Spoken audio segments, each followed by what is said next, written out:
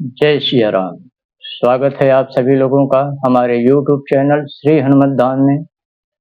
आपका यह सेवक शशिकांत शुक्ला आप सभी लोगों का हार्दिक स्वागत, अभिनंदन, आभार व्यक्त करता है। तो आज का यह विषय बड़ा ही महत्वपूर्ण और बड़ा ही सटीक, प्रामाणिक, कौन होते हैं ब्रह्म राक्षस, कौन बनते हैं ब्रह्म राक्षस, कौन बनते हैं ब्रह्म राक्षस।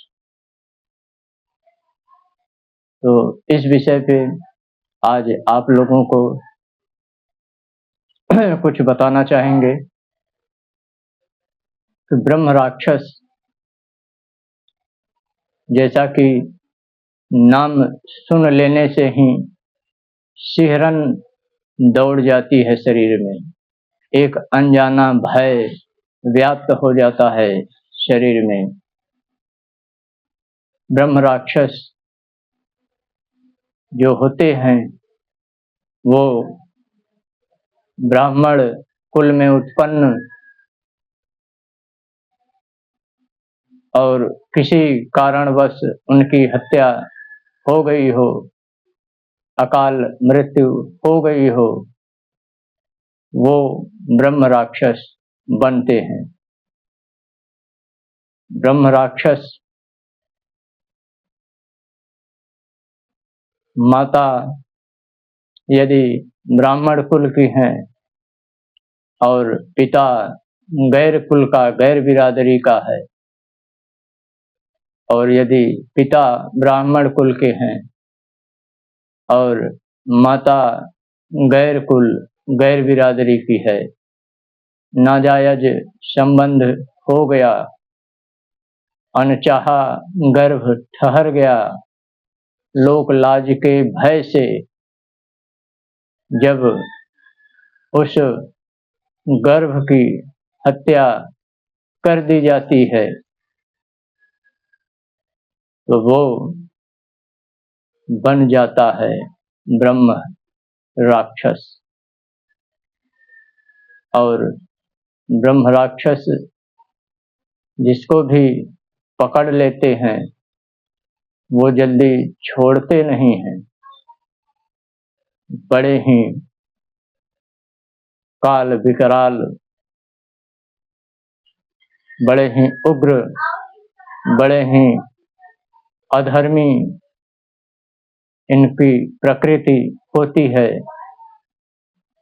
और जब यही ब्रह्म राक्षस यदि कृपा हो जाए प्रभु सिया रामचंद्र जी की,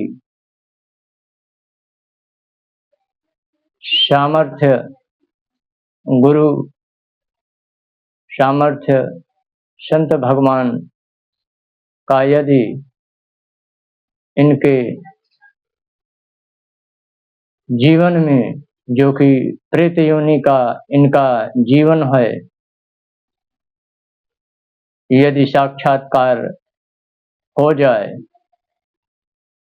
तब इनके जीवन की दशा और दिशा भी बदल जाती है। तब ये जो महाभयंकर, महा क्रूर, महा अधर्मी ये धर्म की राह भी पकड़ लेते हैं।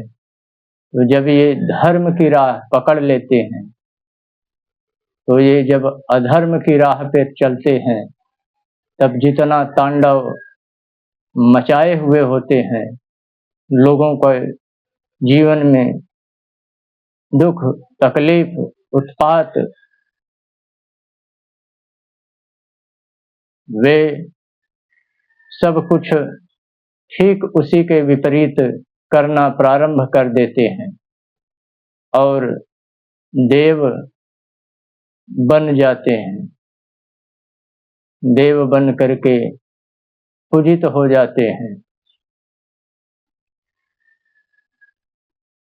और ये जो गैर बिरादरी के, नाजायज संबंध के, चाहे पिता ब्राह्मण हो चाहे माता ब्राह्मण हो, माता ब्राह्मण हैं तो पिता गैर कुल के हैं, और यदि पिता ब्राह्मण हैं तो माता गैर कुल की हैं।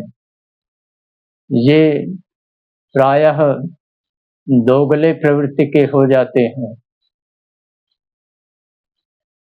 और जल्दी किसी के मनाने से भी नहीं मानते हैं।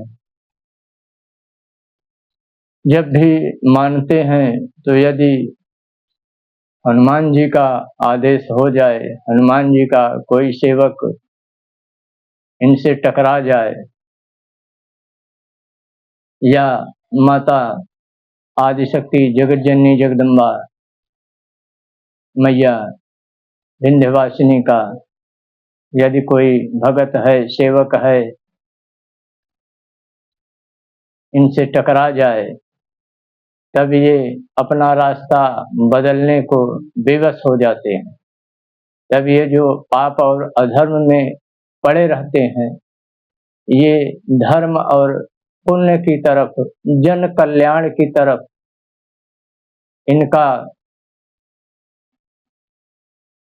आकर्षण हो जाता है और ये ब्रह्म राक्षस देव बन करके पूजित हो जाते हैं और प्रायः सभी का जन कल्याण करना प्रारंभ कर देते हैं।